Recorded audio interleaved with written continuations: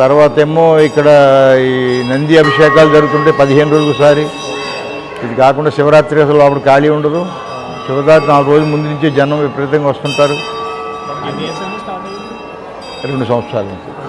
మొన్న ఏప్రిల్ 6వ తారీఖు 2 సంవత్సరాలు కంప్లీట్ అయింది. నెల అయింది అంతే. 2 సంవత్సరాలు అయింది. 2 సంవత్సరాలకి మరి ఇంత హడావుడి జరుగుతుందంటే చిన్న విషయం కాదు కదా.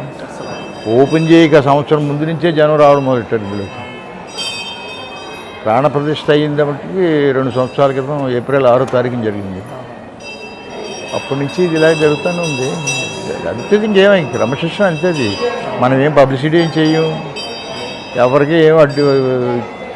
లోపల గర్భగుడిలో తప్ప ఎక్కడైనా షూటింగ్ చేసుకోవచ్చు, ఎక్కడైనా ఈ ఫోటోలు తీసుకోవచ్చు, ఏం ఇబ్బందులు ఏమి లేవు. ఎవరి మట్టుకు అలా తీసుకుని యూట్యూబ్ ఛానల్లో అక్కడెక్కడ పెట్టుకుంటుంటారు.